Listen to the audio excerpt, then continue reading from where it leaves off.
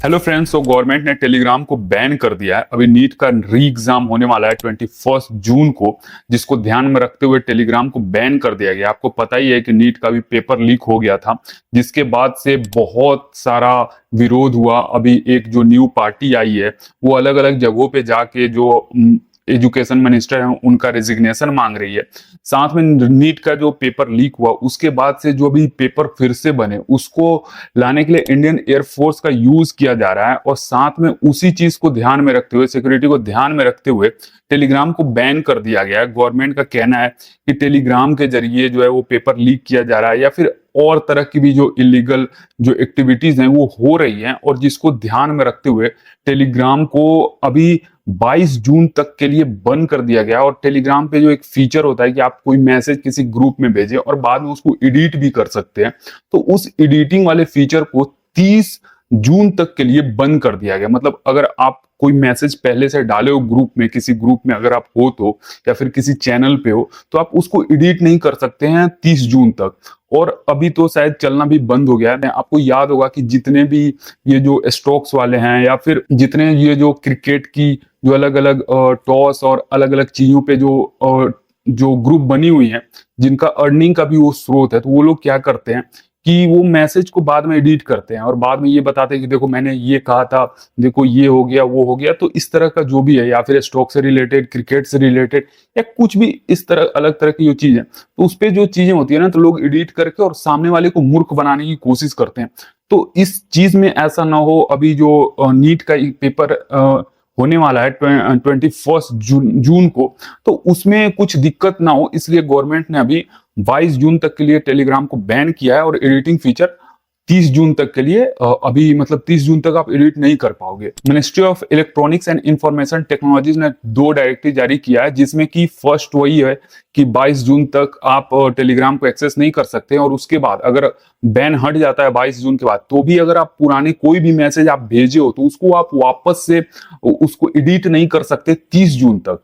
तो एक ये चीज है। ये तो मतलब गवर्नमेंट का कंसर्न है कि वो इस चीज को ध्यान में रख के ये कर रही है, ताकि नीट का जो पेपर है वो अच्छे से हो और उसमें किसी तरह का लीक वगैरह ना हो।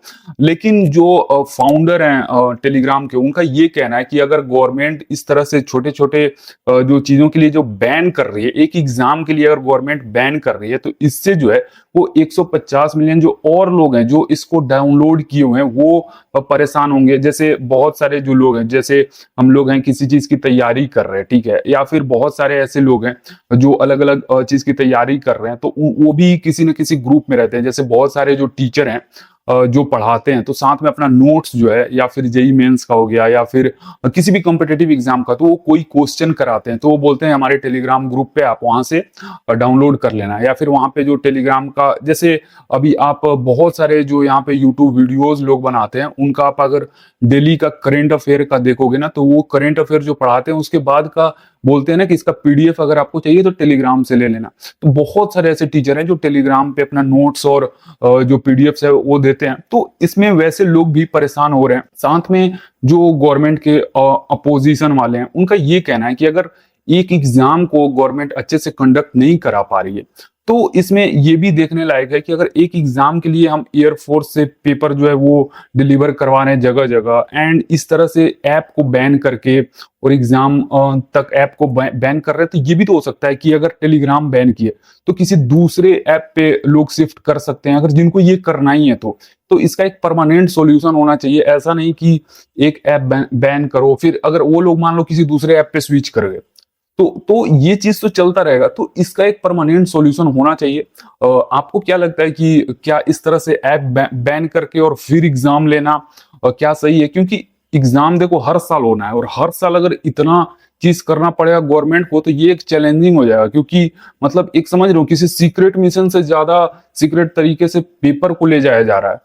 तो ये चीज है, ये ध्यान में रखना होगा गवर्नमेंट को। और कौन लोग हैं जो इसके पीछे रहते हैं, जो पेपर लीक करते हैं या इन सब इलीगल एक्टिविटीज में हैं, तो उनको गवर्नमेंट को पकड़ना होगा और उनको इस तरह से कुछ सजा देना होगा, ताकि जो आगे जो लोग हैं जो इस तरह का गतिविधि करने का कभी सोचे भी ना।